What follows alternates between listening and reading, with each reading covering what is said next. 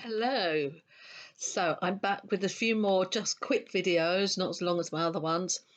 And today I'm going to talk to you, just go over some issues and updates with regards to payments and refunds.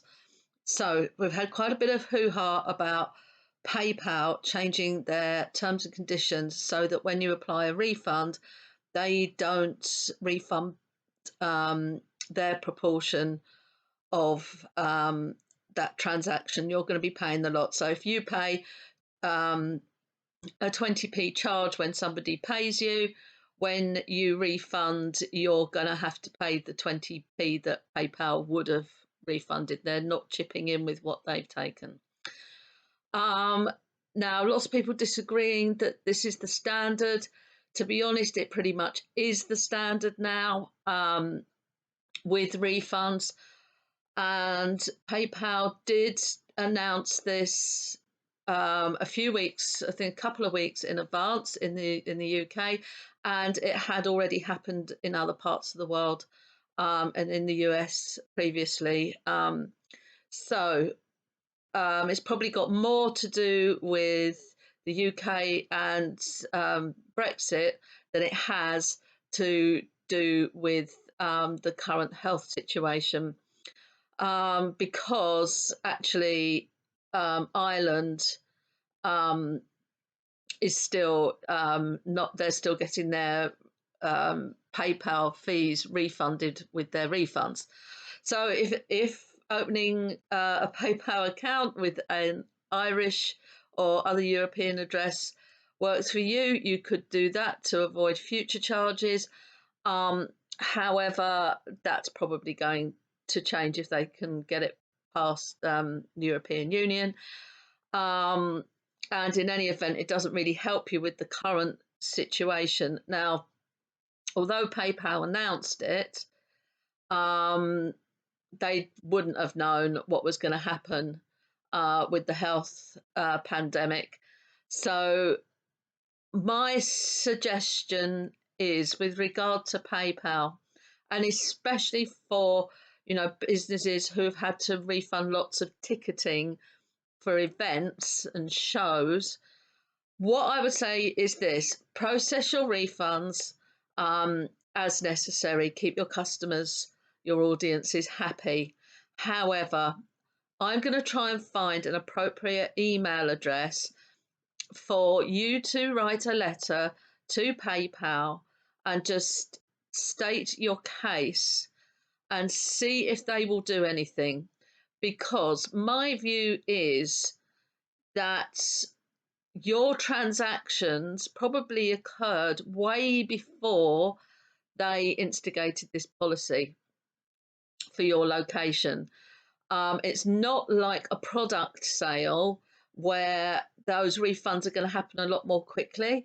People, and that there's a returns process. With ticketing, people buy months in advance. So I'm going to try and find that email address for you, and I strongly suggest you send a "to who it may concern" type letter stating your case, saying why you think it's unfair, and they may do something. These are extraordinary times now, and I'm going to think a bit more on that as I look for the address for you as well. So just to look at some other options for the future, if you really you've been bitten by this once and you really don't want to go the PayPal route this time around. PayPal's fees are high. In fairness, they provide a lot of service for those fees. They provide more service with their buyer protection and their online chat than other payment providers. So they probably do deserve that level of fees, but that's not great when you're refunding.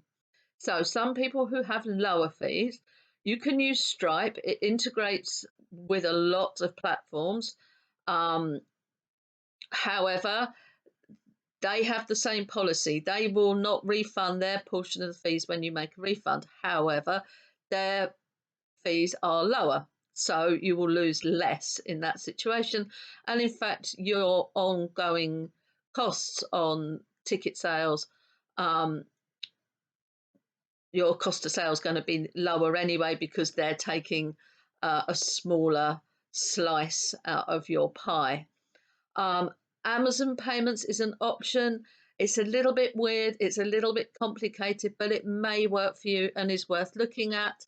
And you get all your fees. All the fees are covered with that. Square is another payment provider. They have lots of integrations that may work for you. You can't use it on Eventbrite. Eventbrite only use their only payment processing and PayPal. But have a look at Square. I'll post up a link for it. It's quite good. It has its own little machine. It does point of sale. It does online. And the fees are all very transparent.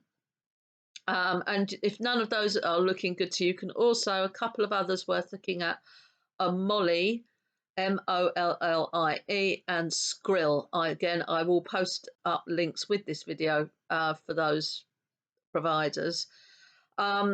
Specifically, again, for ticketing and events, have a look or maybe consider using TicketSource. It has different rules. It's specifically designed for ticketed events. Customers are given the option to buy insurance at the point of purchase. So it's up, if they're going to cancel, then they don't have insurance, then that's it, they've lost their tickets.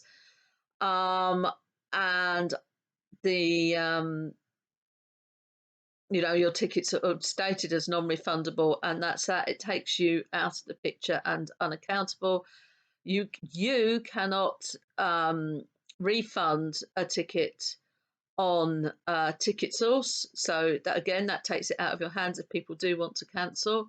You can only cancel an event, and in that event, again, you don't have to pay the fees because the booking fee will have been paid to TicketSource, and that is the customer's argument with them, not with you. So it kind of adds a specialised intermediary between you and the ticket buyers. And that's it, really. I have got some extra bits about events in another video, but that covers you off about payments and the PayPal situation. So I hope that helps.